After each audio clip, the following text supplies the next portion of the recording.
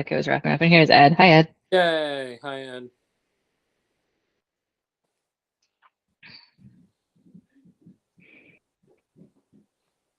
Are we looking to take the full 2 hours? I do not want to. Okay. I thought tonight I, was going it's, to be a little shorter on the agenda, trying to get things to the full meeting is what I to thought. be honest, my assumption is that we'll only do 7124 and that 7132 is a pipe dream. That's That's fine. my, if I'm wrong, then I'm wrong, but that's Mm, my, you're probably right. so But that one got through last night. That was cool. yeah, The first yeah. reading was good. That wasn't 7124, I don't think. Yeah, it was the 26. Yeah, it was 2 One sixes. day That's I'll brain dump these numbers, but not I yet, gotta get it apparently. straight. It's impressive. Hey, Jim. Hey, Michelle. Mark, did how you are you freeze? guys doing? Mark's frozen. Nope, Mark's not frozen.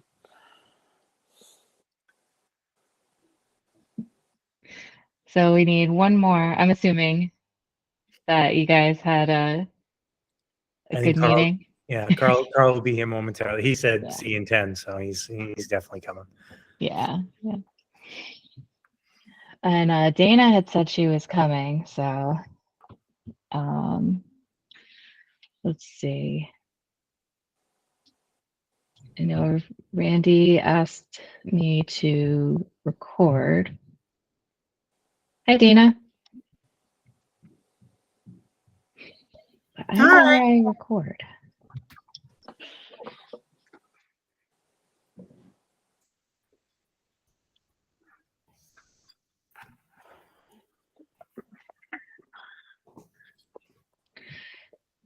Do we know where I would find the button to record? I thought it would pop up with the 3 dots, but I don't see it.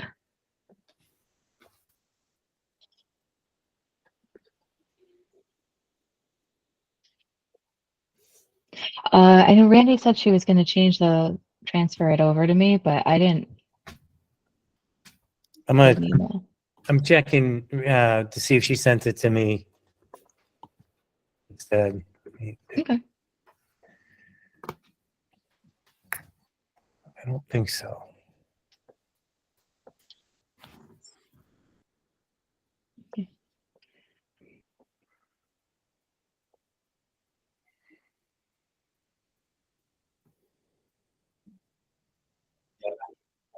Oh yeah. It looks like Randy is still the owner of the meeting.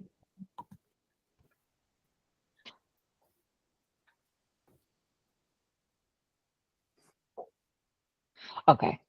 All right. All right.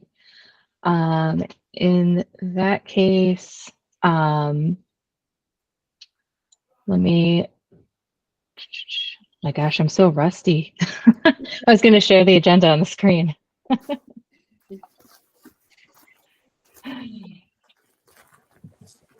right.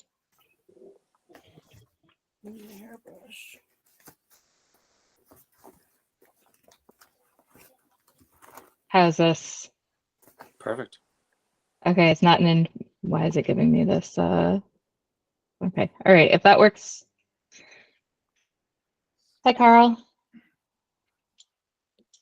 All right. So I will call this meeting to order, the Facility and Security Subcommittee meeting.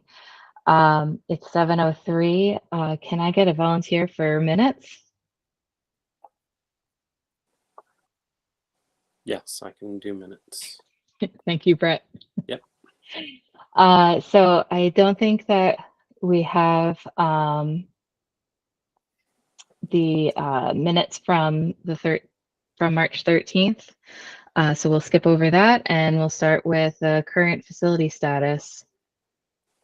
And I'm going to stop presenting for now. Do we have an update on what's going on with our buildings? Oh, Mark, you're on mute.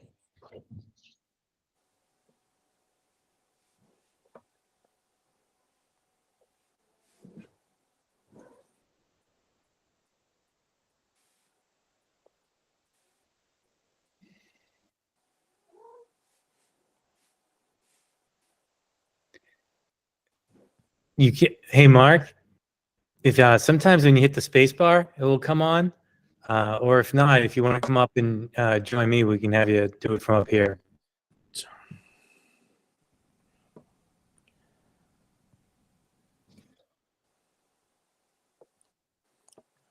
We're going to have an angry facilities update in about 3 minutes.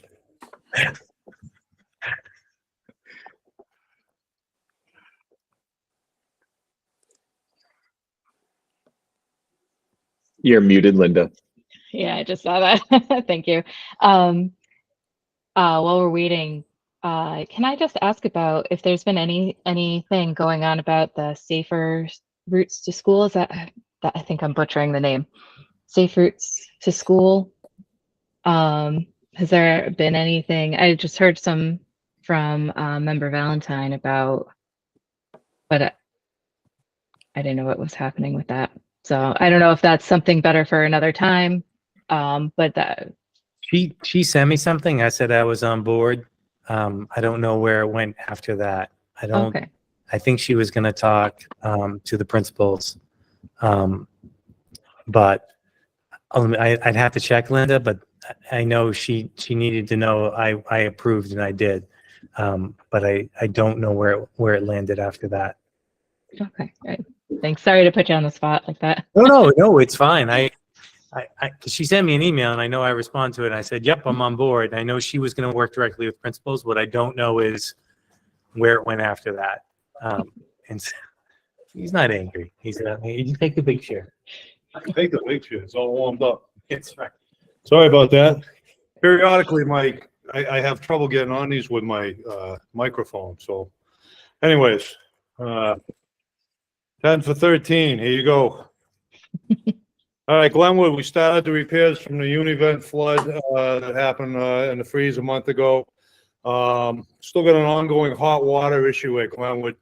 Combination of fuel stuff, and we got some bad water. Keeps sending some iron into the system. We're working on that. It could be a water system for that school in the future. Just so you know, we're having a lot of trouble with that down there. Naquag front door camera repair was done last week from American Alarm. The electrical contract I told you guys recently was awarded, and we're moving forward on that. They're getting a new washer and dryer, and we're pricing a new freezer unit for the back loading dock at Naquag right now. That's some of the money that Margaret's spending around a little bit, so that's where that's being put. By the way, we moved upwards of 30 inches of snow with that last big snowstorm in Rutland. Of the 5 towns, Rutland was by far hit the hardest. The town was behind on the plowing and the storm was on Tuesday into Wednesday. They didn't get to the school lots until Thursday afternoon around 3 o'clock.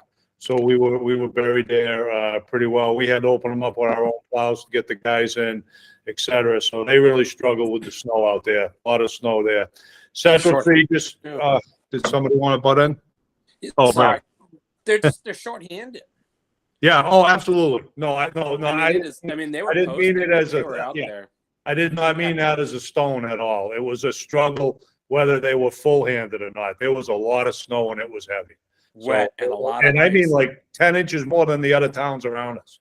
That's It was just- crazy. It was crazy. So no, kudos to the town and all they do with the little manpower they have. Believe me, those guys work hard.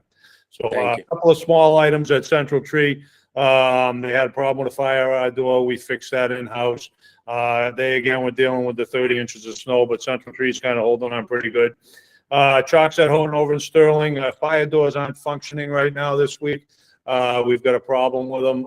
So they're not functioning in the sense that the magnets aren't working. So I've got a tech. The earliest I could get a tech there for an emergency type thing was Monday.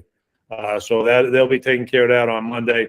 Number one boiler at Chalks at Houghton, water jacket started leaking early this year.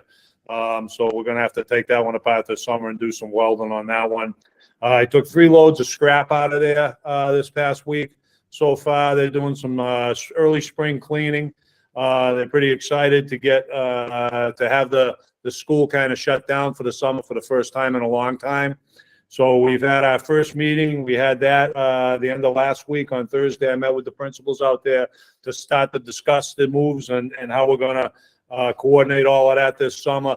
And then the plans also for what we're going to do while the school's going to be shut down, because that school doesn't really get a break. They run right straight through. And that crew over there does a great job. They're eager to get the deep cleaning done and to get some projects done that have been on the list for a while. So that's where we're at in Sterling. Thomas Prince struggling with that 1989 tractor that they're using out there. That thing's on its last leg 10 years ago. We've been repairing it every single storm. The high school guys have been picking it up, working on it in between storms. So that, I don't know, how much more we're going to get out of that, but you guys are aware. Yeah, That's one. We talked about that potentially Right. being something we could do for them if we have the money in the budget. Correct. Yeah. So, and that's like a $35,000 tag by the time you get all the accessories. We put a bucket on them. We put the snow blower on them. We put the lawnmower attachment on them. There's quite a few things that we have on those tractors, and that's just from recent expenditures that we have done. A couple of years prior, we bought a couple of tractors for the district. Just giving you a heads up on the ballpark on that. Town approved $125,000 for the water improvement, which is huge. All right, they've been excellent to work with. Sherry's doing a great job as manager there. Can't say enough for that whole town. It's really a joy to work in that town. So they've got that project off and running. The big thing with that project is going to be deadline and trying to get it done with the lead time on boards, et cetera, running into the 16-week type thing, which if you start counting now, that's, 4 months from today. It kind of really runs us short on the summer. So they got a lot to get over as far as hurdles and stuff. They're looking into some alternatives on lead times, et cetera, maybe some different contractors. But anyways, that is approved and it's ready to go. Fire panel has a fault going on over there. That'll be repaired also this week. Monday, when they're in town to do the repairs on the fire doors in Sterling.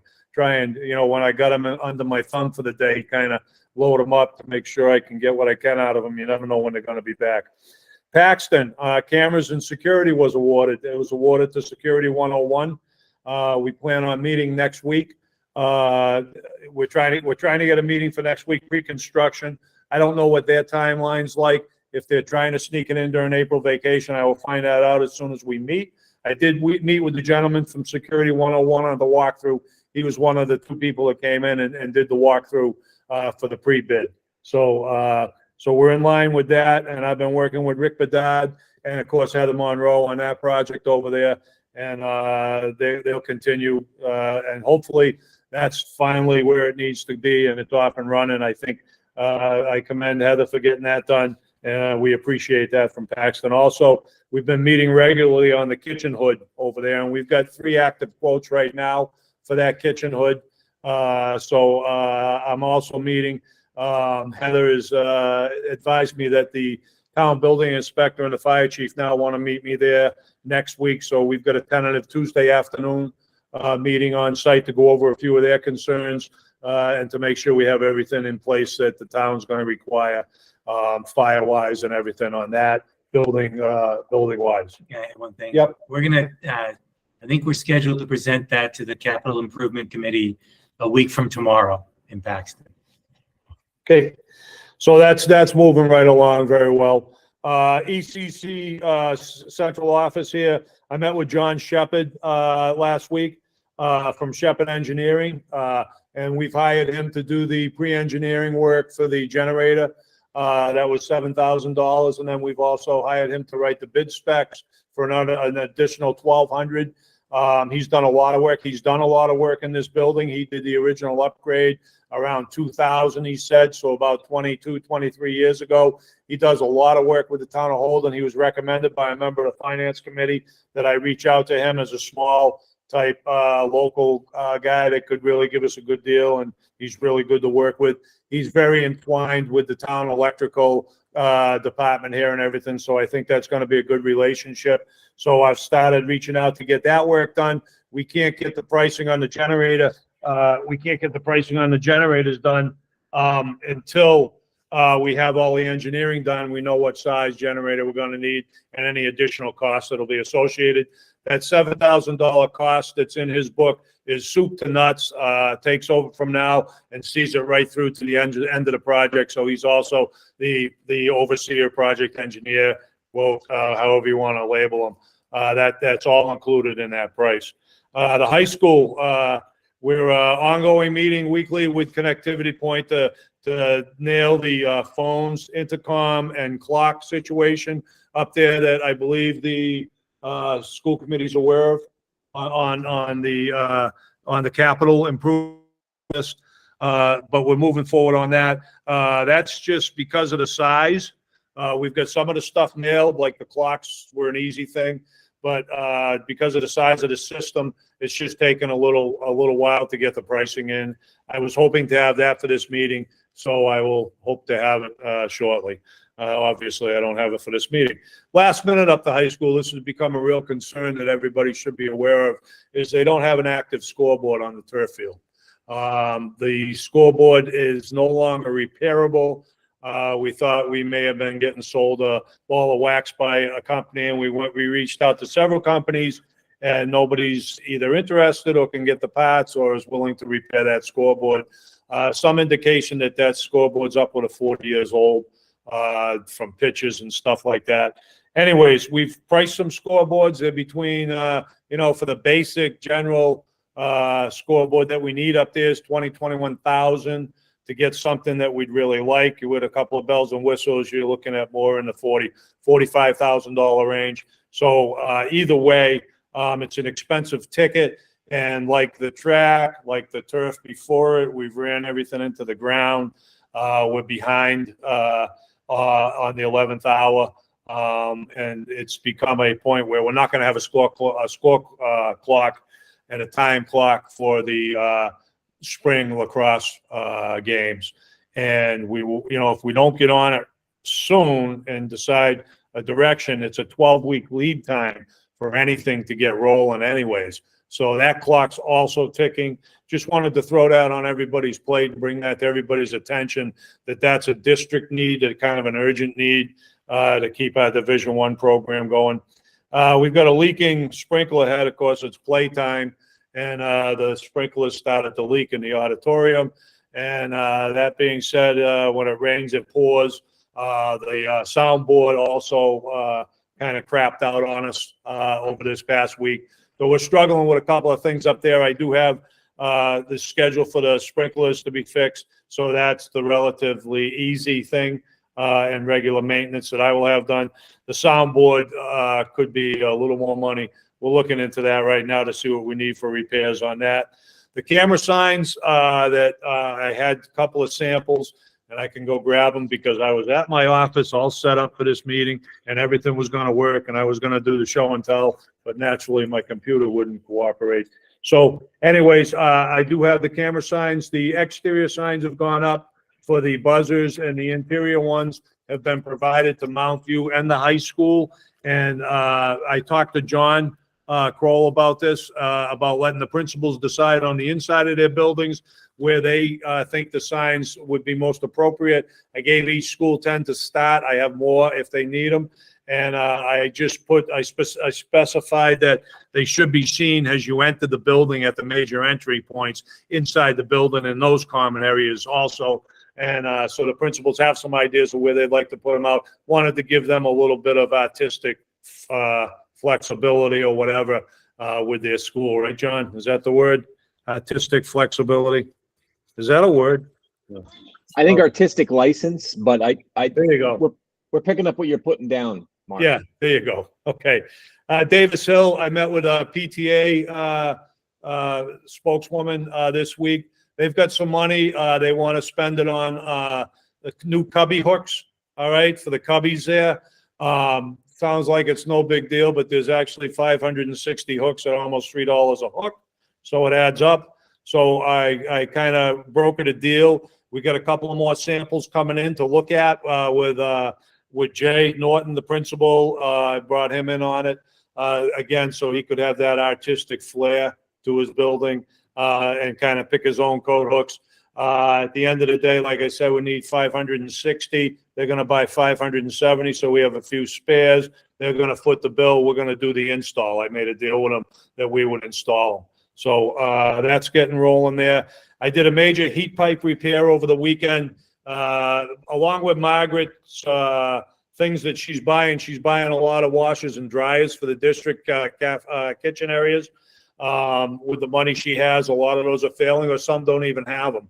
So we're installing those throughout the district.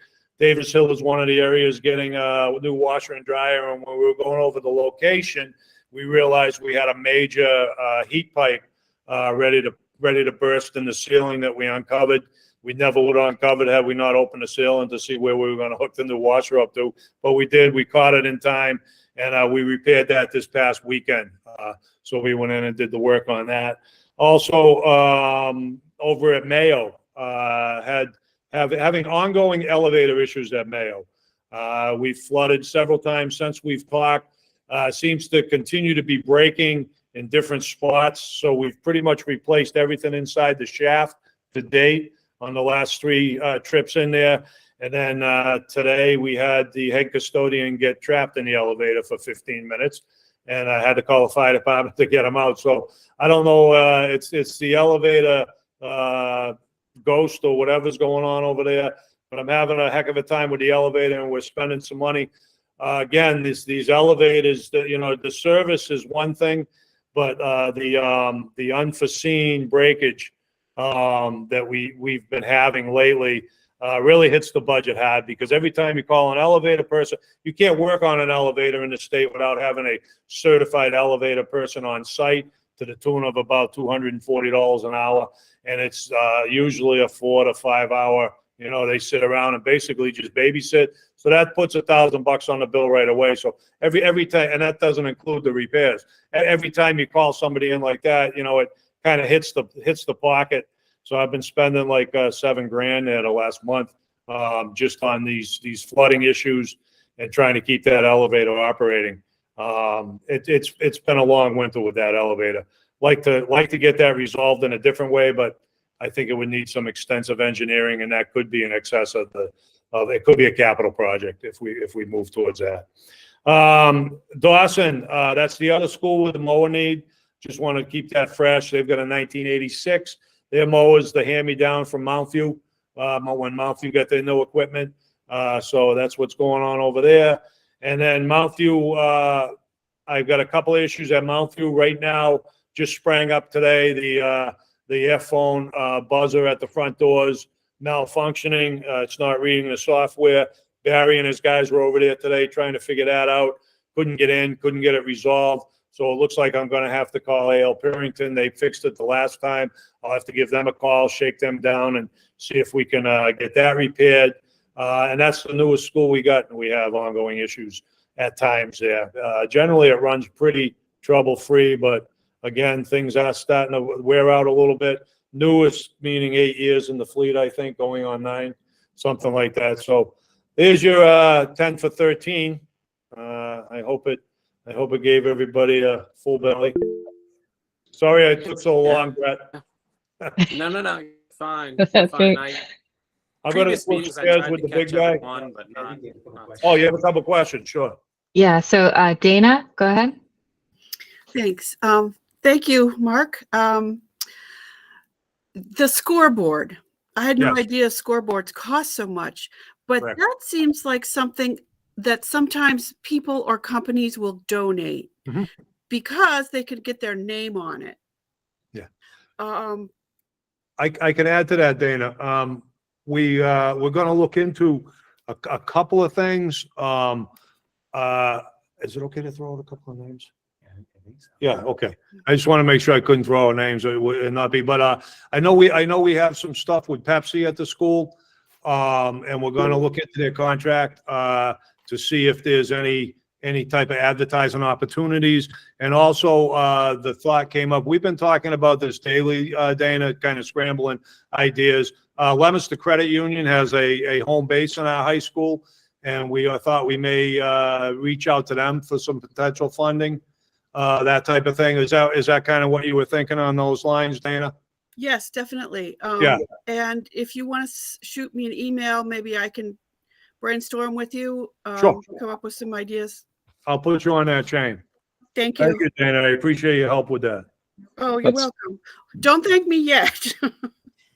That's really great that Pepsi might step up, Michelle. I didn't say that. What I'm saying is I'm looking into the possibility that they could help us. Yeah. Yeah, that's awesome. Yeah. You know, they're in our school a couple times a week, dropping off soda and stuff and this and that. So,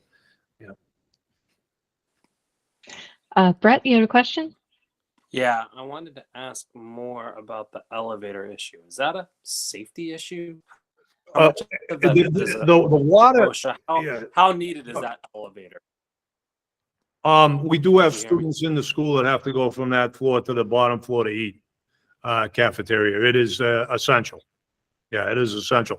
Problem is, Brett, it was built, on a wet pit to begin with, and they realized they had the problem after the school was built. So they tried to rectify it, with a sump pump type setup, rather than looking into something that gravity drained. You follow me Oh, on that?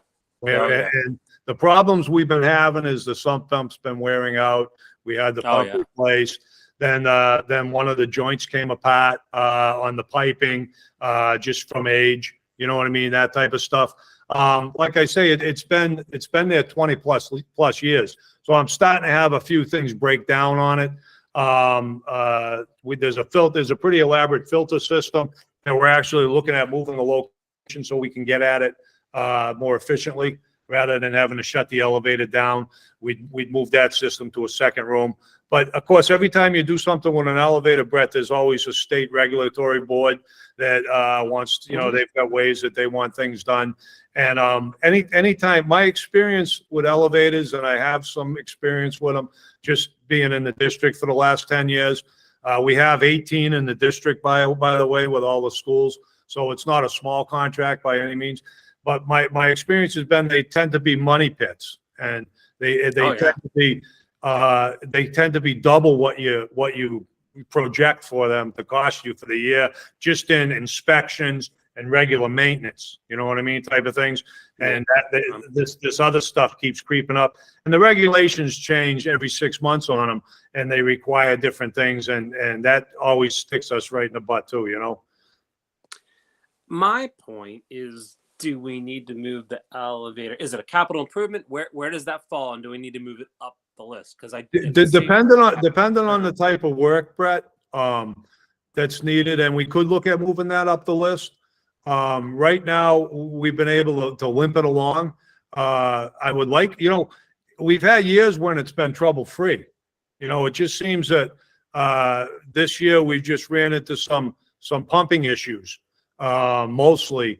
And I'm hoping not that, even elevator issues, but some pump issues. yeah, exactly. Well, exactly right. Those are the issues. Yeah, that's a better way to phrase it, actually.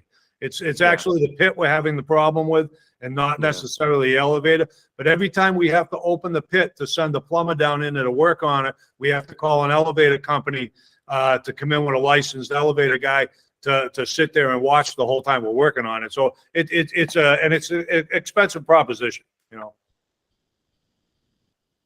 Well, but that's just my feedback. If you could draw up a little more of what you want to do and then bring it back to us, so we can help if it needs to go on the CIP, if it needs to move up. Just that's a tough one.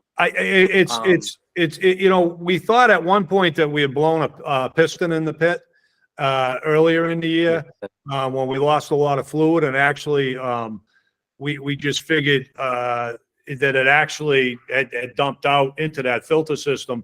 But it was the elevator people that had that concern. That estimate came in around 85,000 to repair the piston and in the pit and everything. And we had actually I contacted the town of Holden that day to let them know that I had a potential problem there, and they watched it. And we actually had the elevator tested with a weight test they have and everything, just to line that out. So the elevator issue could be in the capital range, depending on what they choose to do with it. What Holden chooses to do with it? Well, yeah, exactly. I mean, I don't think we'd be doing any major rebuild. So as long as, so maybe that's the feedback, that Holden's aware and they Yes, are they are working on it. Well, they're aware of the situation.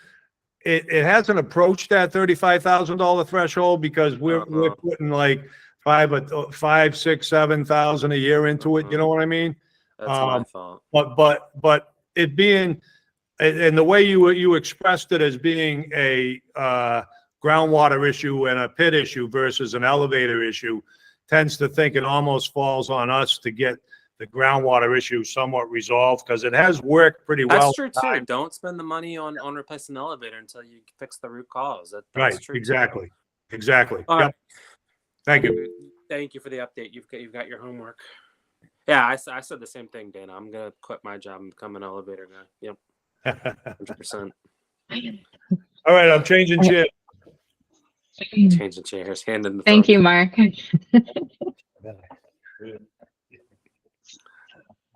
Any other questions for? Linda.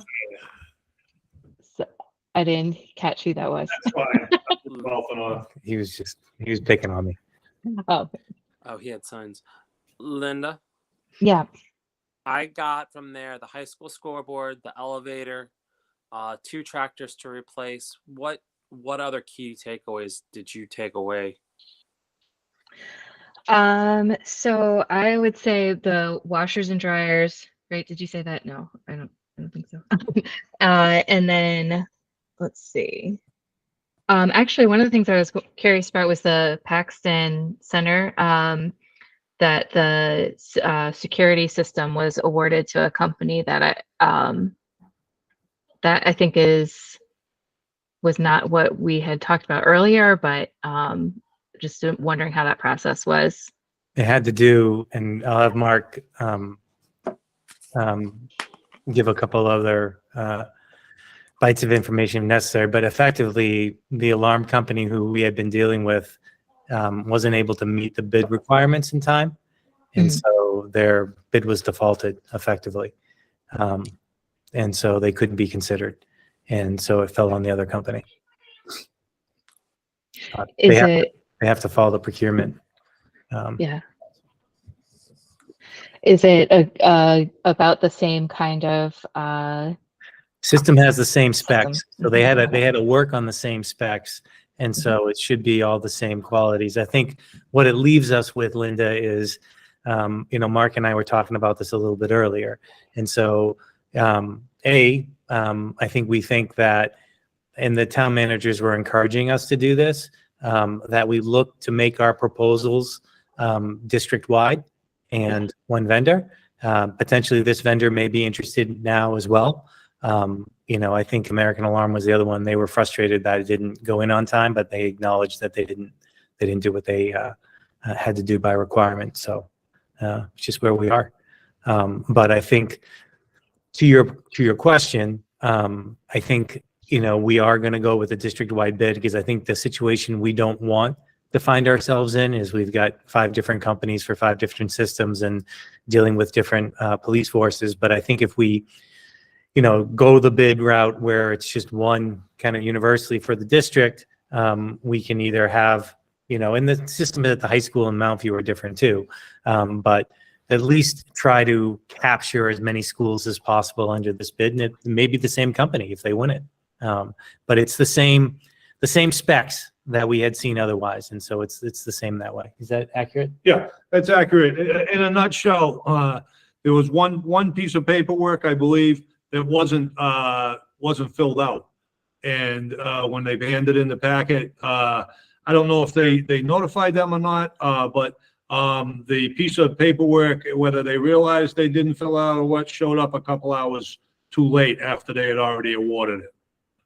So they had concluded that it was what they call non-responsive, and they kicked it out. And that was the low bid, by the way. All right. Which If there- like I say, it's their project. It wasn't our project. You know what I mean? Right. Yeah, And I think that's one of the tricky things, right, of going forward with these capital Yep. projects. And, we've got those X number of years where we kind of missed gaining a lot of information on how to go through this. There's a gap in institutional memory there. So things to sort out for the future, I guess. Are there any other questions? And otherwise, the next item is school capacity. Do you have an update now? I know we talked about how today might be a bit early, but is there's anything to share? Just a couple things. I'm actually going to defer to Michelle and John because they've got a couple updates of stuff they've done to work towards it too. I am meeting this Friday with Senator Goby, Rep. Ferguson, and Representative Kilcoyne, I believe it's pronounced. And that is certainly something that I'll be discussing with them, you know, our support, our approach to facilities, and our concern in terms of the growth of the towns, along with support, you know, financial support for the district. So that's coming. Randy has also reached out to all the town planning boards for us to get an update from all the towns in terms of anticipated population growth and then also building. But Michelle actually reached out to Mars, and Michelle, I don't know if you want to talk about, we get a meeting set up next week with them. Yes, so I reached out to actually Jay Barry. He was the previous superintendent in Southwick, and he actually saw their building project from, beginning to end. And he does consulting work for Mars with other regional school districts on building projects, closing schools, many other things, as well, adding towns to regionalization, getting rid of towns. So we're meeting with him next Friday to just find out from someone who's done it from beginning to end, like what is the process, instead of us just making assumptions, I guess. So he wanted to come in and meet in person and get some details. And we can make a determination after that if his support would be good and we'd want to engage in a contract with him. So, but he could really be a good resource with us because he's been through it before and been through it before with regionals. Mm-hmm. That's great. Brett, did you have a question? Oh, no. Jim answered it. Thank you. And then John had reached out. John, do you want to talk about what you've done with NASDAQ? Sure. So essentially, I had reached out to NASDAQ just to refresh everybody's memory. They're the ones who provide us our enrollment projections on an annual basis. So I had a conversation with them a little bit about, what goes into those and how do we get more out of those, right? Because if we're talking about like town growth and we're talking about developments, where is that represented, or how can it be represented in the materials that we're getting? So had like a crash course on demography. It was interesting. And so basically what we get from NASDAQ is called an enrollment projection. That's something that's primarily based on birth rates and similar data sources. But what we really need to get is an enrollment forecast. And an enrollment forecast looks at all of that, but also looks at specific town growth. And there's conversations in which they would have with planning boards, et cetera. Further, so that would be part of what they would call a demographic study. All right. And then and another option would be a best educational use of facilities study, which is essentially the demographic study that I just mentioned that includes the enrollment forecast, but also kind of a big picture look at our buildings and what they might recommend for our building use and the current buildings that we have, adding a building, et cetera. So had some good conversations. They said they'd need about 2 to 3 weeks. I think we talked a week or two ago. So I think I'm probably about a week, maybe 2 max away from getting some sort of a quote from them to get an understanding of how much that work might cost. I asked them to price it out by town so that we could consider Holden and Rutland, and also give us a quote for the whole district. And I'll be honest with you, I think if we're going to take a hard look at this, probably makes sense to do the whole town, the whole district. I think about the fact that we just found out about the Rutland, developments and the Holden developments kind of by happenstance. And I'd hate for us to put all that work into doing something in just 2 towns. And then all of a sudden we find out Sterling has a plan. So, but that's not a decision we have to make. And we certainly don't even have to go with NASDAQ if we didn't want to. It's just another option for us. Yeah, I think that's it. Linda, just what I would share is like what we're trying to do is have multiple pathways we can follow.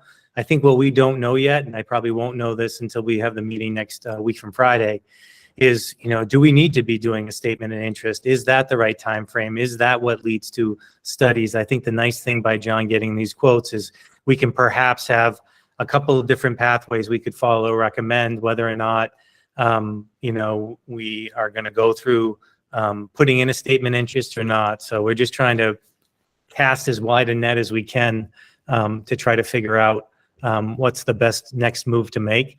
And probably the next steps for us are to hear back from the planning boards. And then after these meetings, I have to, depending probably on what we learn a week from Friday, reach out next to Mass Building Authority and figure out if we need to put together some statements of interest or not.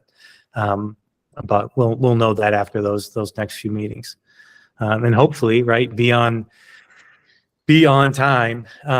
So before, ideally, or at least maybe by the meeting in May, we can make a recommendation or whether or not we need to draft a letter to the towns or specific towns about what we're asking for them and their partnership in terms of next step, and get that accomplished before this school year ends. That's great. That was a more accelerated timeline than I expected, to be honest. So that's really good. Many hands, right? Yeah. And how about Yeah, Jerry that's- Kroll working in the word happenstance during this meeting? Did I? You don't even know you're doing it, John. Jim, I'm going to be honest. I can't hear well. Can I come to your office so I can participate in the rest of the meeting? We have no more chairs. Okay. Carl. So I would certainly just add that, what we talk about in terms of kind of the process for how we get to from us saying, yeah, we're concerned about capacity in a couple of our towns to how we actually get to potentially new buildings in those towns. I think an overview of that process, I think, would probably be good for the full committee, because I imagine that most people don't necessarily know what what's the responsibility for the school committee and administration, and what's the responsibility for the town that will be owning that building. And so I know Mount View was a few years ago, but I've been on the committee since 2019, and that was before my time. So I think that, and I don't know if if there's something from if one of the presentations from MASC at the MASS joint conference, if one of the presentations that maybe someone attended was on that, they've got some slides, at least they could share with everyone. But I think that would be beneficial for the full committee, just to kind of have an understanding of what the school committee does, what the district does, and then what the town does, and kind of how that works. Yeah, I think it's a great point. I can tell you right now, I feel like this is going to be one of our 2 or 3 central issues moving forward the next decade. Real important. And then along with that, how do we manage our populations that may be declining, perhaps in some of our towns, and then looking at opportunities like, in district opportunities for busing and school choice and all those things. I think one of the things I've loosely mentioned before, and something I think we need to consider as well, is potentially another ad hoc committee that looks at building space and population, and how we manage that as a district. And so absolutely. And I think it starts, Carl, though, with a overall what we do know presentation. And I'll be honest with you, one of the reasons I'm thankful Michelle's reached out to this gentleman at Mars is it really is, unless people have been through it, and then regionals, it's really different.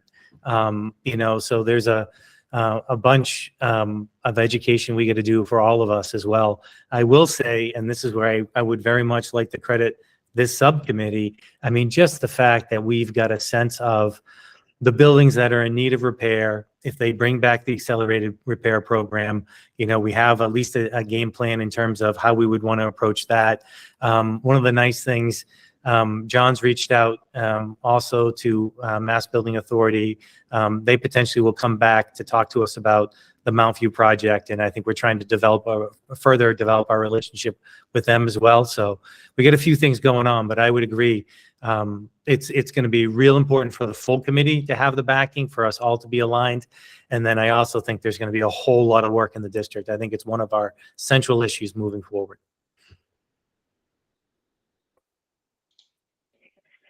All right, any other questions? All right, thank you very much for that update. I didn't expect that there'd be so much back ends already, because I know we just met, what was it, last week, 2 weeks, not even, I don't know when it was. What is time? So all right, so then we'll move on to our policy discussion. That's not the right link. I'm sorry. All right, I think that the agenda might have the wrong link. So let me pull up this. And actually, I don't have the red line version right here. So let me make that really quick.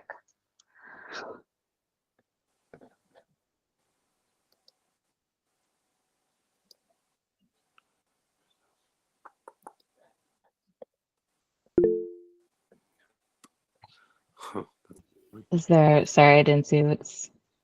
It was me. This is No, policy Hillary. 7124. Yes. Yeah. Let me just fix the spacing and I'll get it up on the screen in a bit.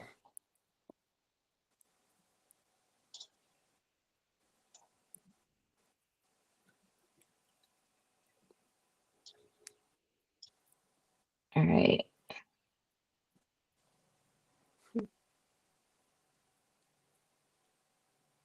All right, so it doesn't have the right formatting at the moment, but I think that we can work with this. Does that work for everybody? Yeah. Okay. So what? All right. So what we talked about last time was was looking at how this policy would, we talked about maybe bringing up splitting it into two policies. I looked around at a lot of different districts, and they all actually have the MASC sample policy with no changes. All the ones that I looked at, I think I looked at probably 15, 20 different districts. And we're the only ones who have changed it from MASC. I started trying to find different ones that I thought maybe, wouldn't be aligned naturally with MASC. I don't know, trying, who are the upstarts? And it seems like it's us. So what I was thinking about was where that brings us. And one of the things I considered was if we just revert back to the MASC, because one of the big changes that is in this policy is in the second paragraph, where here we have the superintendent of schools will ensure, that the district and town assets are secured and maintained, et cetera. And it gets into a lot of, especially in the final line, very declarative statements about things that are not necessarily within anyone's control. And I felt it muddied the waters also with the lease agreements, where the towns are expected to provide fire protection. And then that's also included in this policy as well. So that was where my concern was. I don't know, there wasn't that much time. I know, John, you had brought it to our district attorney, but they were not ready to work on it yet, right? Yeah, I had a preliminary conversation with him scheduled about 6 or 7 different things. This is one. So I'll have a conversation with him about it tomorrow, but he won't probably get his hands on it and actually be able to read it until after that conversation.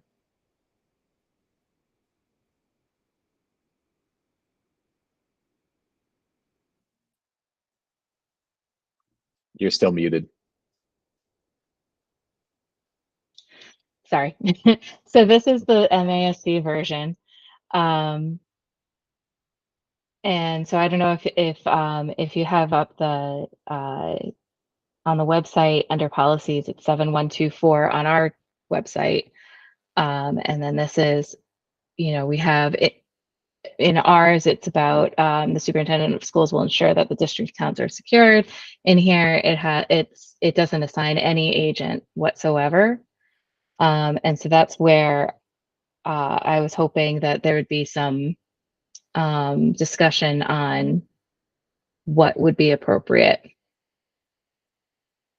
So I don't know if any other members have any ideas, any suggestions. I don't have a strong preference. I think this is written a little more succinct overall. That's my key takeaway. We get a little wordy with our policies. Yep. And redundant. And that was the problem I had with it. I still think this could be merged with another policy, but we don't have to get in.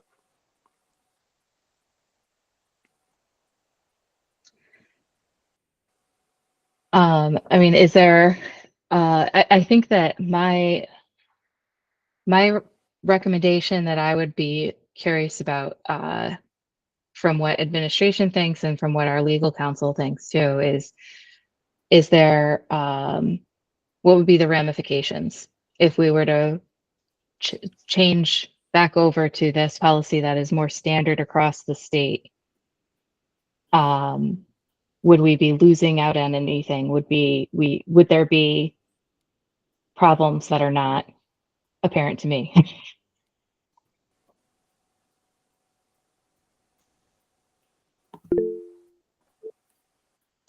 Dana? I just had a question about specific wording. 1, 2, 3, 4. The sentence in this policy and in ours that says funds will be kept in a safe place and under lock and key.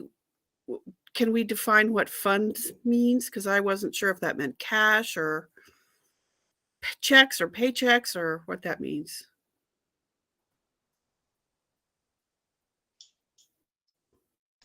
Michelle, do you have an opinion of that? Like, I think for us, definitely, Dana, it would mean that any cash or anything like that's at least in a locked file drawer or safe box.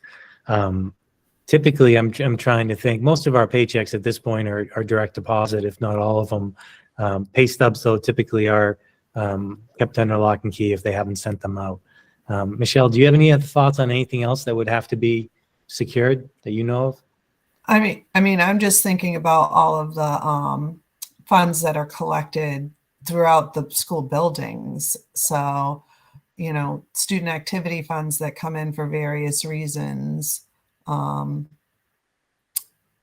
are they, generally it's again just under lock and key, but there's certainly cash and checks that do get passed around.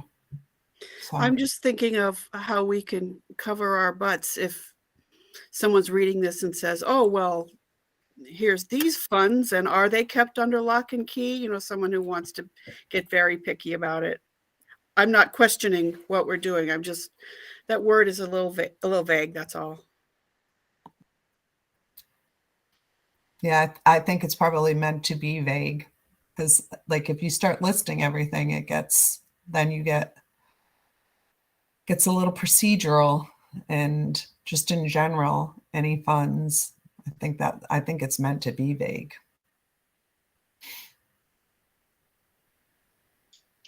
So then if something is just, I guess it would be understood though, what should be kept under lock and key. That's where, right? Like, I guess what I'm thinking of is there a circumstance that someone would say that this should have been under lock and key, and someone would say, no, it shouldn't have been? Or is it going to be more of, this was a mistake? Do you know what I mean? I guess I don't know what would cover that circumstance. I think in general, and I'm not sure if this is what you're asking, Linda, is like anytime a school is collecting funds, just like Michelle said, or even if a teacher's collecting funds for a class, I don't know, event, field trip, whatever it is, I think the expectation is that they may have them to collect, but at the end of the day, those are then secured in a file cabinet or a lockbox or something to that effect. Nope, there shouldn't really be loose funds anywhere around the school. At least that would be my expectation as a superintendent and previous principal, is that those things are getting secured and they're not just kept in somebody's desk or loose around the school. That would be my expectation, to be honest with you.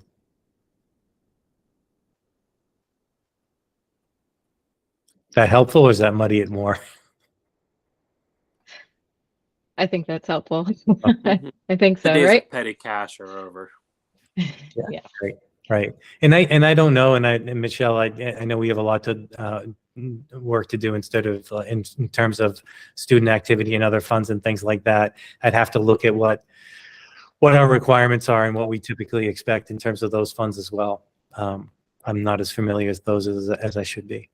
Linda, you had asked a question earlier in terms of if you thought that we potentially, like what we thought about this, and was your concern that by taking some of these things on, we would be, the expectation would fall off our town partners when they are the true building owners? Was that what your concern was? So I think that that was part of the concern. So that, for instance, our lease agreements have fire. I think fire in particular is one that is potentially muddied by having it in both places, and having an agent in both places, and it's a different agent both times, right? So I think that there are some other words with it that maybe get around it, like protection from fire hazards and faulty equipment. Is that different than providing fire protection that the town is responsible for? Or but then at the same time, in the existing policy, the last line says the district shall assure fire protection. So that's where it doesn't make sense to me to have those wordings like that in both places. And so if we move it to this language that MASC has, I think that clears it up. I think. Would it be helpful?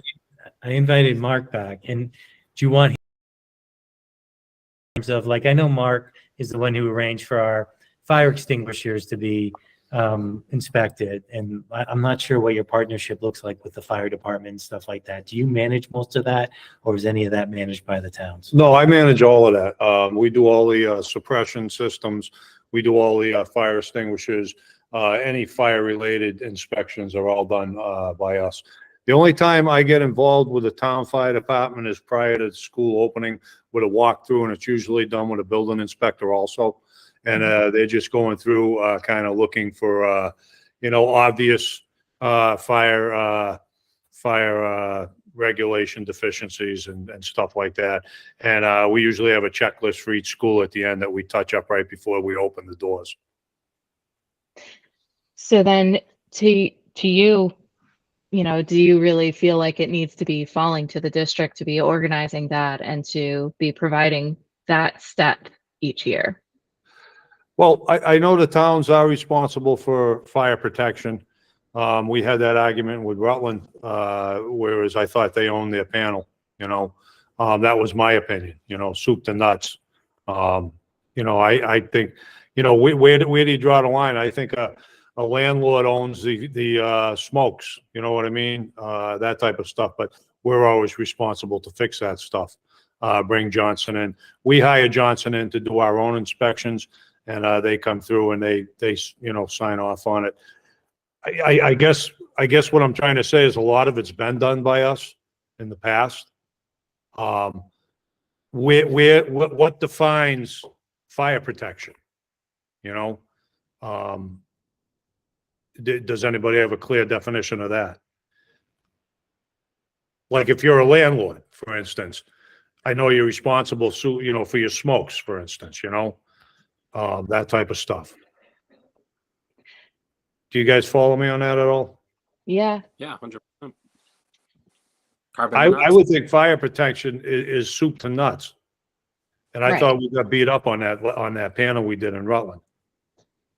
But Right. And I mean, that's part of why this kind of, when I was reading through the policies that our subcommittee would be tasked with, it kind of put my little radar up because of that experience with the question of who is supposed to be taking care of the panel. And so, that I think that to me, Linda, not to interrupt, but the panel also includes the devices that respond to the panel. You know what I mean? The actual smoke detectors and the actual heat detectors and the devices that respond to that panel. But, where do you draw the line? John? As of right now, we've been 100% responsible for all of that stuff. I was just going to say, I think, did you say this, Linda, earlier, that we should look at the lease agreements and see and compare those with the policy? Did you state that? I think that that's a would make great sense. idea, John. Yeah. So, so we've begun doing that. I know, most of us, I think, have read through at least our town's lease agreements, if not all 5, because they are basically copied and pasted. And there is a section that says fire protection. It's like, normally these kinds of numbers stick in my head, and now I don't know what it is. I think I have it here. It's like 5.8 in the lease agreement. Paxton, it's 517. Thank you. I had pulled that up, but yeah. So for Paxton, it says 517 under what lesser shall provide fire protection and associated fire education programs. And that is the same across all 5 towns, that wording. And so that's where I felt like it was confusing the issue by having the agreement saying the lesser shall provide this, and then in our policy. So then if our policy is going to drive our decisions on how to make contracts and on how to make agreements, then what should we want? What does the district want? What does the committee think is responsible? Right now, Linda, I think the towns, and I'm not speaking for the towns, this is just my personal feeling, probably their responsibility of fire protection as the alarm goes off, they show up with trucks. I mean, does that sound in line with what everybody else sees or thinks? Or Carl, you have your hand up. So I was just going to ask, so like the MASC policy that we're looking at says that security should mean not only maintenance, but protection from fire hazards. So even if we were to just copy and paste, adopt the MASC policy, what does the MASC policy mean when they say protection from fire hazards? So where I was looking at for that too, and I don't know what everyone will take is, but there's not an agent assigned to being responsible for that in the sample policy, right? It just says that security should mean all of this, and then expecting cooperation. Michelle? So just the first line of that, like with all that was just said, that first line of the whole or the first paragraph of the whole policy, like points to a school department, not in a town. And so being a district, that like first whole paragraph is just, it's talking about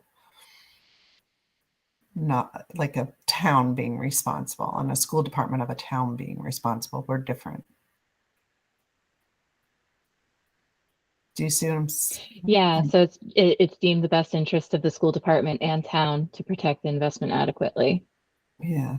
So, I mean, that would be something to, So I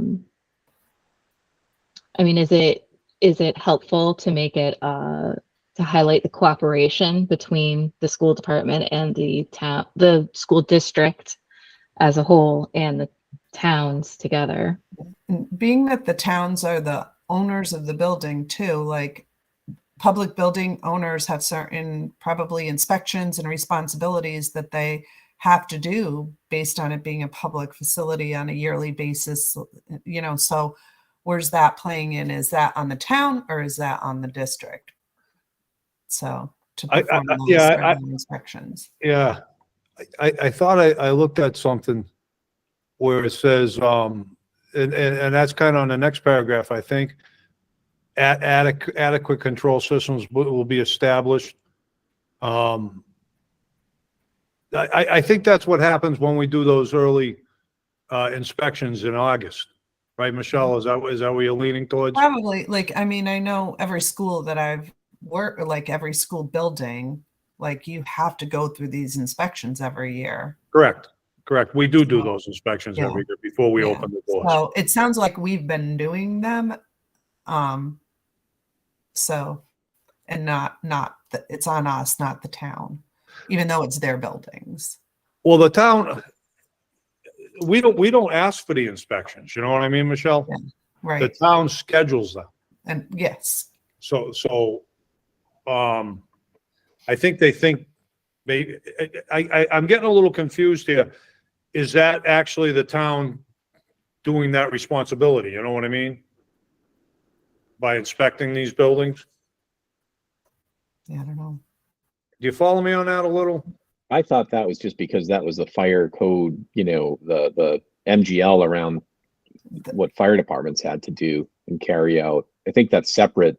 When I think about fire protection and stuff, I think about like fireproofing materials. I think about like the sprinkler systems and whatnot. That's kind of what my context was, but Yeah. I don't know. You know, and so John, I'm thinking of times when we had people at the fire department come through our building too, and you know, they check the exits and the emergency lights and all of those things. And I think the question, I think what Linda's getting to is this something when the town or the fire department inspects and then we get directed to make certain improvements or addressing things, is that the right procedure? Or should our expectation be that the town makes the building safe and turnkey, in effect, that we start the school year with an efficient, fully operational, safe building? I don't know. Yeah, I don't know. I mean, I think that, and I'm talking over Carl. I'm sorry, Carl. I think a lot of the things that they tell us about, and Mark knows way better than I do. Like they're things that we do, right? Like teachers putting papers on doors and stuff. And I remember I got yelled at because I had a plant in my office at the high school. Like that's a big no-no. I'm like, okay. So I don't know. I think it's both. Carl? So I think that, I know as much as we don't want to be passing the, passing this work on this policy on, but I think, especially because we've been talking a lot about this aspect of fire prevention. And I think I would want to hear, I think maybe more from administration, what types of conversations they are hearing specifically like with the fire chiefs. Because I think that like if there's a disconnect between what like the fire chiefs are saying that they're responsible for and what we're thinking we're responsible for, then that might not be that might not necessarily be a policy type thing, or maybe it would be. And so like when I'm thinking about like fire protection and kind of like where responsibilities go. So like you think about like a sprinkler system, that's part of the building. That's going to be a big capital project. Like inspections, fire drills, like the department's going to kind of come in but the other thing, like, so protection from fire hazards. you're also thinking about, so there's the aspect of like practices, like what we do in our buildings to keep students from dropping pennies onto outlets that have plugs in them that cause fires, because I saw it on TikTok. So like the behavior and the way we move in our schools, but then also for equipment, there's like fire blankets. Whose responsibility is it for ensuring that we've got fire blankets? Whose responsibility is it ensuring that we have fire extinguishers? Like, who is that a district responsibility to procure those and have those inspected? And so that's like, I think for me at least, like I think that's kind of a gray area that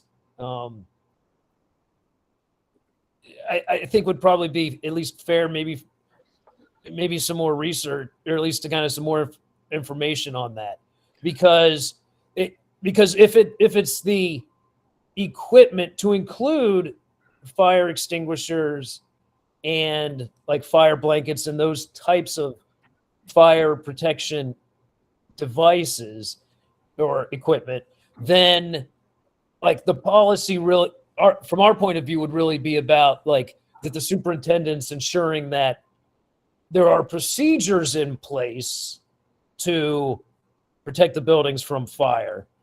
But if that equipment is district responsibility, then the superintendent does have a responsibility to ensure that that district equipment is there. And so it gets to I guess, at least for me, it gets to a delineation between the superintendent ultimately having an equipment responsibility, or if it's just establishing procedures to make the school safe, or the building safe for fire. Kyle, could I add to that, just to bring you up to speed on what we do on our end right now? We've got Impact Fire that is contracted for our fire extinguishers and our fire suppression systems. They do the testing in the kitchen on the suppression systems. They also go through once a year to update all the sprinklers in all 13 schools throughout the district.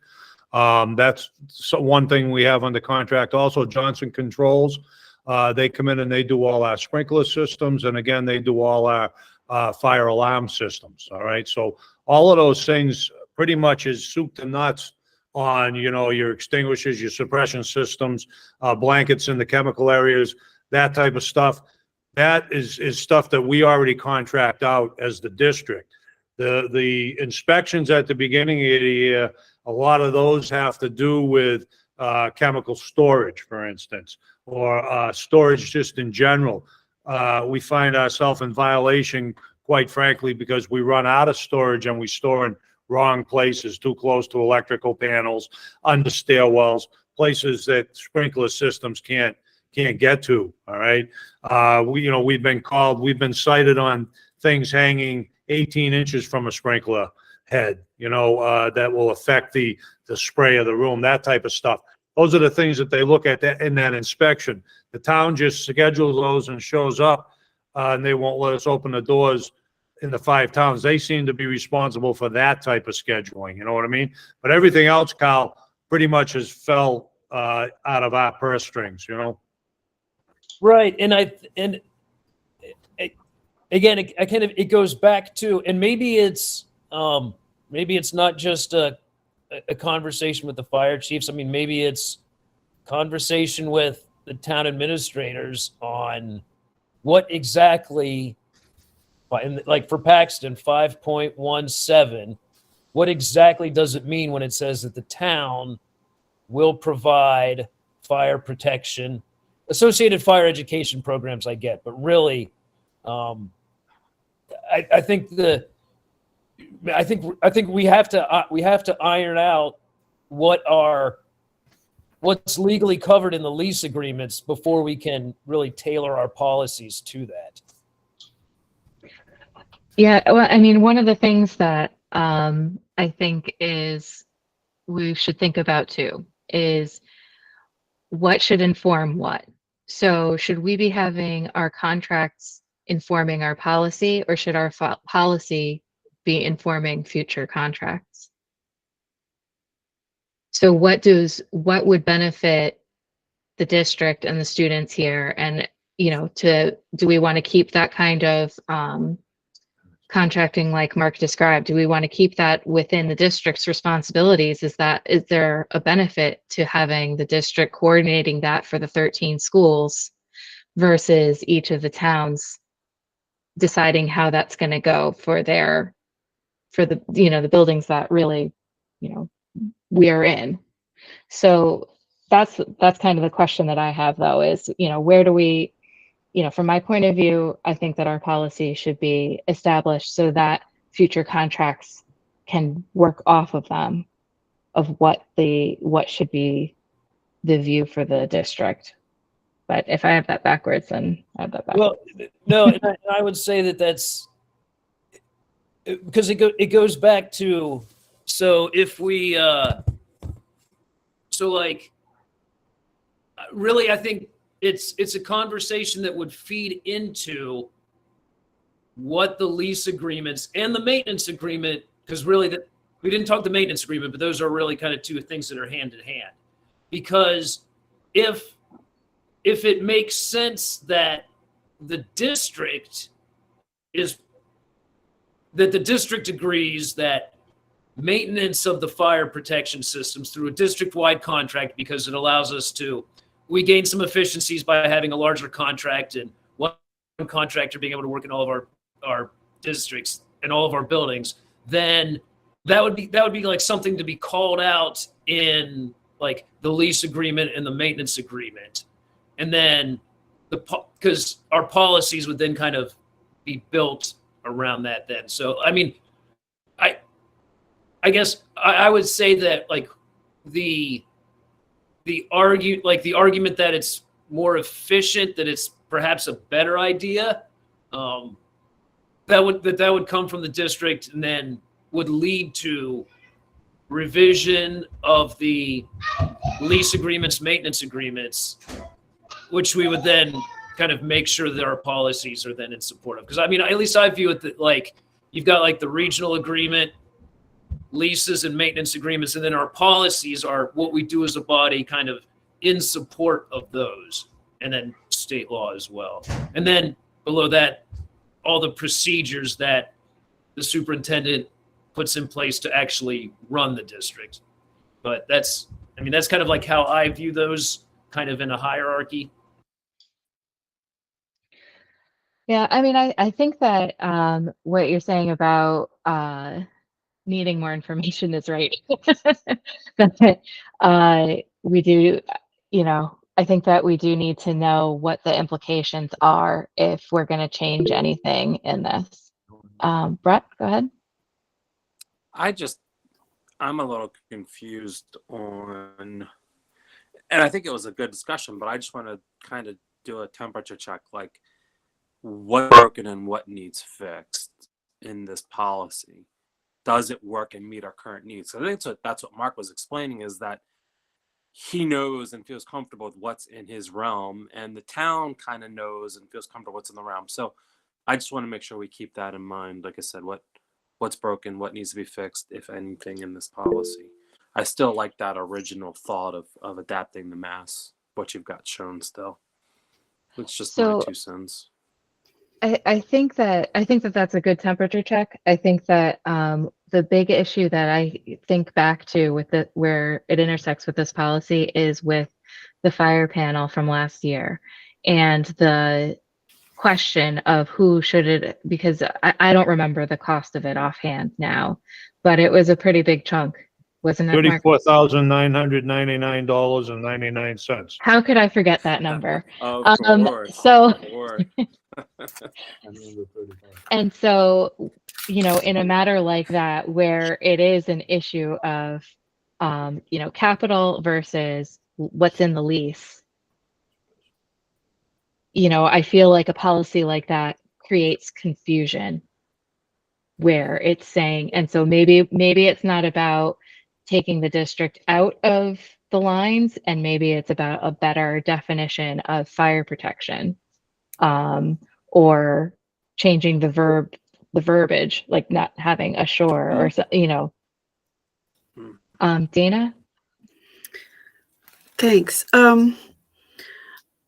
I was wondering if it would be helpful to anyone else. It would be helpful to me to know if these procedures are in fact written down. And I'm worried that Mark is going to think I'm asking him to do extra work here. But for instance, the things he knows that he does every year right now are sort of the procedures we have right now.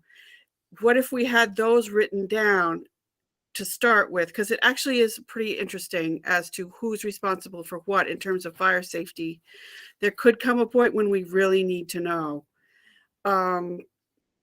Do we have that written down as to here's what the schools are currently doing? Here's what the district is currently doing. That might be a good place to start, at least for all our own information, if not for our policy.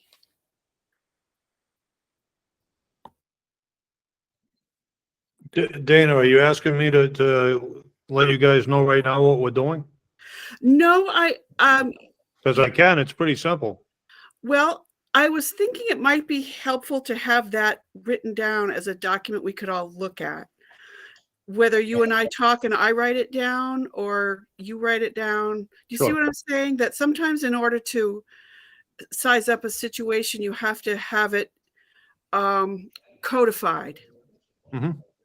You know, something to start with. Okay. I'll send out an email tomorrow to you, to everybody, and just let you know. I just want a chance to double check, maybe Michelle with Debbie in the morning, just to see if there's a bill I'm missing. But I think it's pretty simple. Like I say, I think Impact Fire does most of that, you know, it does all of the extinguishers, all of the fire suppression systems, and Johnson Controls does the panels and the sprinkler systems. And that's basically on my end. And then, of course, the town's responsible for the inspection. And like I say, most of the things that fail on the inspection are exit signs that aren't working, or poor storage, poor placement of storage materials. You know, we had some issues when we got all the hand sanitizers and stuff free from the state, storing these quote unquote alcohol bombs in our schools. And so we had some dealing with the fire departments on what we could store, what we couldn't store, and where we could store it, that type of thing. But those are just, you know, all the money comes out of our pocket. So right now, and any corrections that need to be made, like exit signs, for instance, we're the people that are repairing those. Right now, I think at the high school alone, there's 26 exit signs that need work, and or replacement at, you know, at like $50 a pop. And then of course we'd end up replacing them. So at this point, I just want to take a check to, you know, it's 8:20, and it sounds like we all want more information before we're gonna, you know, I just want to get a sense. Does anybody feel like we can actually wordsmith and change anything? Because if not, then I would suggest we go back and get some more information, and we'll give it the old college try next next school committee year for getting another policy on the table. Because I don't want to put something out there that's not well researched, right? And we haven't done enough on this. Yeah. In my opinion opinion is no changes are needed after this discussion. If you wanted a straw vote, I'm at no change needed. Any other opinions want to be thrown out there? I mean, I would say that I don't have any heartburn with it the way it is right now. I mean, I think that especially the conversations that we've had and the kind of the desire to kind of better delineate and understand fire protection and how that gets parsed out and kind of where it would. And I think that the policy probably should be revisited to specifically to keying in on that fire protection piece of it. Because if it's as it is right now, the superintendent's ensuring that it's protected adequately from fire hazards, faulty equipment,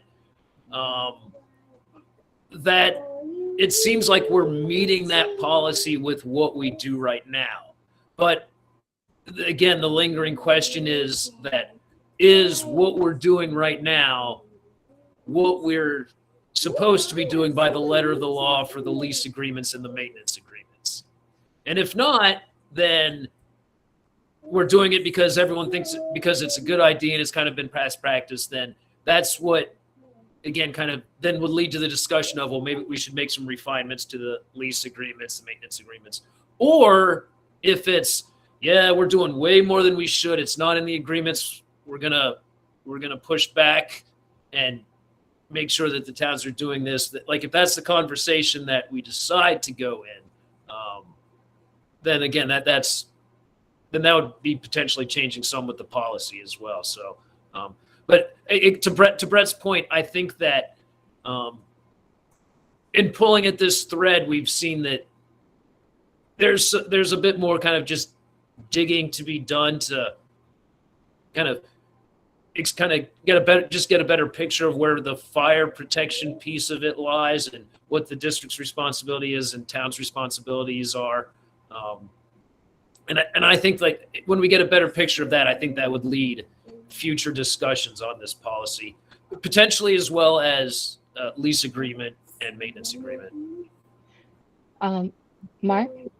Yeah, Dana and Linda through the chair and everybody else, Michelle, what I'll do is when I pull those together tomorrow, I'll also put associated costs FY22 and project and what we've spent FY23 for comparison. Does that make sense, Michelle? I don't know. I don't know if the policy is looking for costs per se and who's financially responsible. I think it's just a matter of who's responsible to make sure the buildings are safe. And then when we're going to pay for something and it's going to go based on our lease agreement.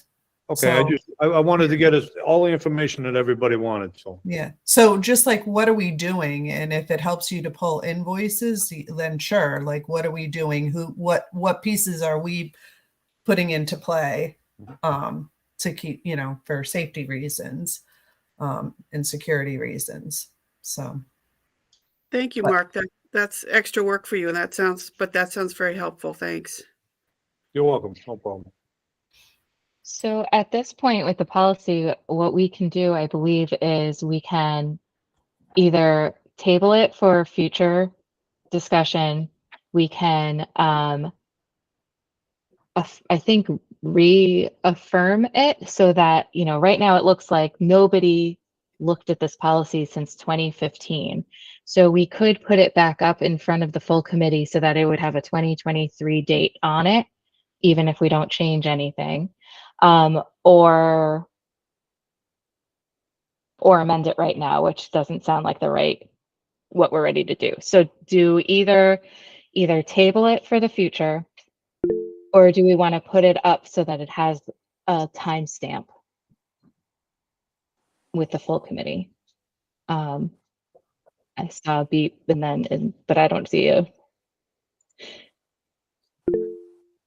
Oh, Brett. Okay. Put it up to the full committee so you can put a timestamp on it. Dana? I agree. Timestamp. Does I'll make a anybody want to make a motion? I'll make a motion to go ahead and recommend to the full committee we leave the policy as is. Is there a second? And then we'll do discussion again. Second. Okay. And John, you had your hand up for a sec there. Yeah, sorry. So just to clarify, if you pass that motion, do you want me to have a conversation with Attorney McAvoy tomorrow about it, and then have that conversation potentially change that course, or leave it alone? I think can I speak, Linda? Go for it. I think if we were going to adopt the mass policy as is, we would have that conversation and we could make that motion. I just don't know if it's value added at this point. So if we make the motion and pass the motion not to do anything and timestamp it, I don't think you have to do any action, John. Is that fair, Linda?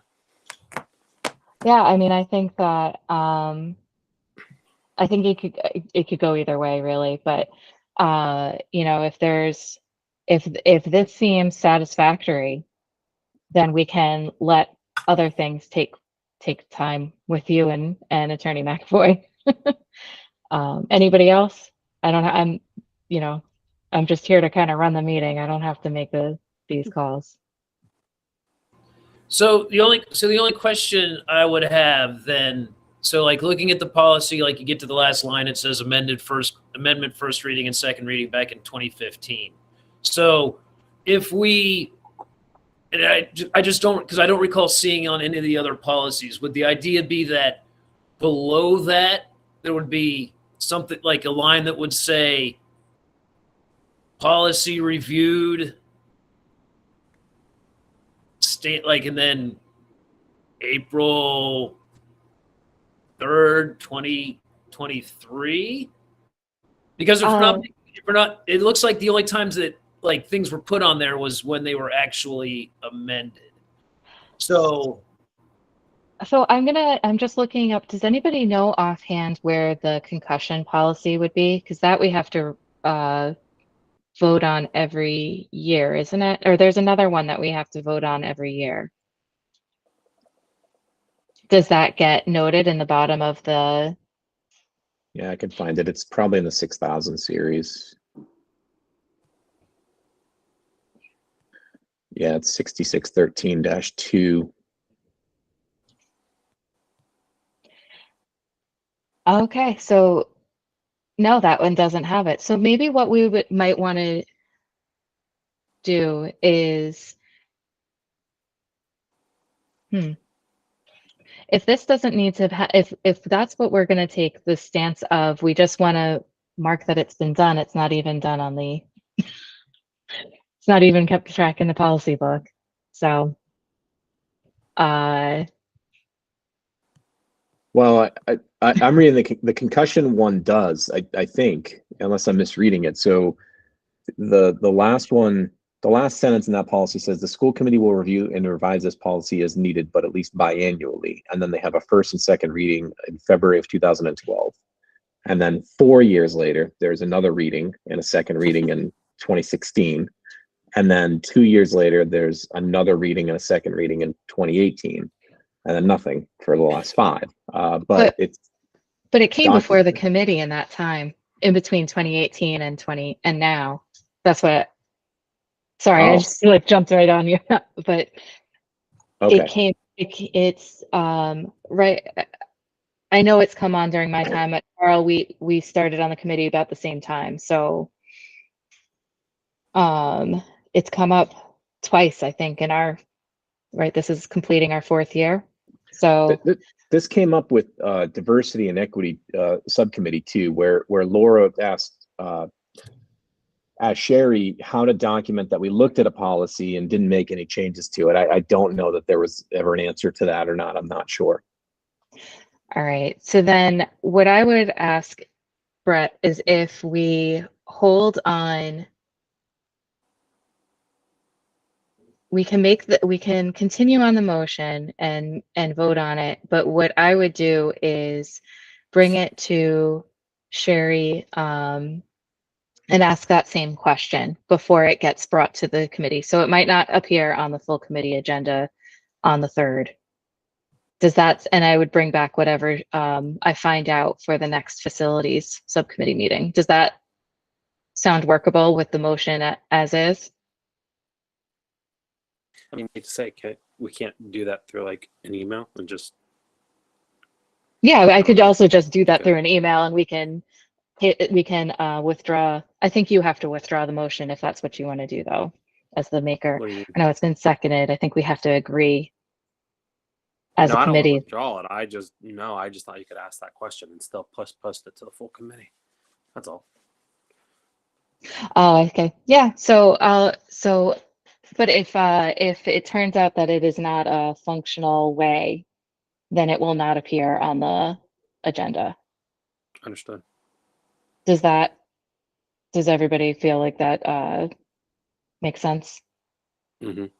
Definitely. And I would just say, even if nothing else, then when we go over the subcommittee, like the subcommittee pieces, when you get to facilities and securities, we can say, we reviewed this policy.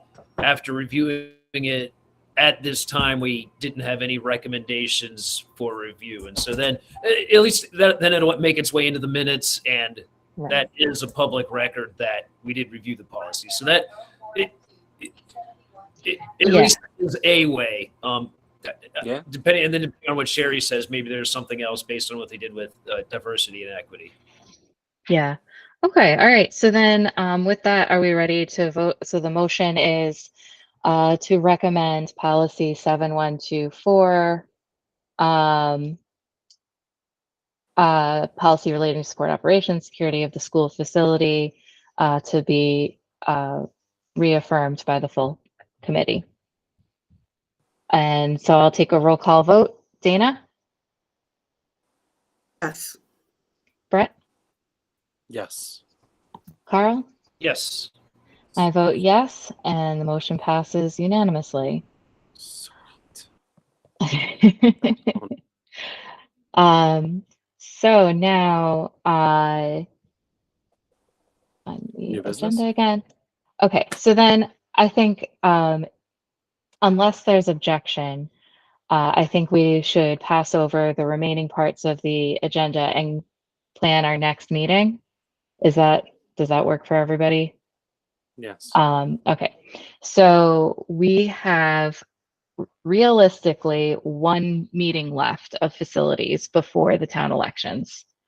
And so it sounds like, based on John's report, that the information from NESDEC and so on, and the forecast, enrollment forecast plans, would be another week or so out at earliest, right? So what would the week of April 10th? I think then we're looking at either the 10th, the week of the 10th, or the week of the 24th for another meeting. Brett? Kamar made a mention last night that there's a chance that virtual meetings may be going away March 30th, 31st. So I thought that was Right. important to note while we're having this thank you. discussion. Yeah, so Thanks. we'll have to plan for in-person for this April one. And this would basically be a way to tie up what we've done so far and kind of do a handoff for what we're going to plan for the summer, how we'll do a different version of building tours. We can't do, I don't think, unless Jim, you want to surprise me, but I don't think that we can do what we did last summer every summer. So we're going to have to figure out a sustainable way of doing that. So that's one of the big items I want to talk about. But with the week, does anybody have availability the week of the 10th or the week of the 24th? Is there a preference of one week or the other? Dana, thumbs up. I guess that means either's good. Yeah, I can do the 10th. The 10th. Yeah, either actually works for me. So week of the 24th is when SGE will be compiling evaluations. So I will not be very functional facilities and securities that week. All right, let's go with the. If I want to carry the load that week, go for it. Do you want to try to do April 12th? It's a Wednesday. For our last one before elections. Does that work? And do 6:30 in person? Yeah. It would work for me. Okay, general agreement. Mm-hmm. All right, so then we'll plan for that, and then I would entertain a motion to adjourn. It's moved. I'll mute. Second. Right. And I'll take a roll call vote. Carl, Yes. Brett, Yes. Dana, Yes. and I vote yes, and we're adjourned at 8:38. Thank you, everyone, very much. Thanks. Thank you. That was awesome. Thanks, Jim. Great job. Good night. Yeah, great job. Good night. We'll see you guys around. Bye. Bye.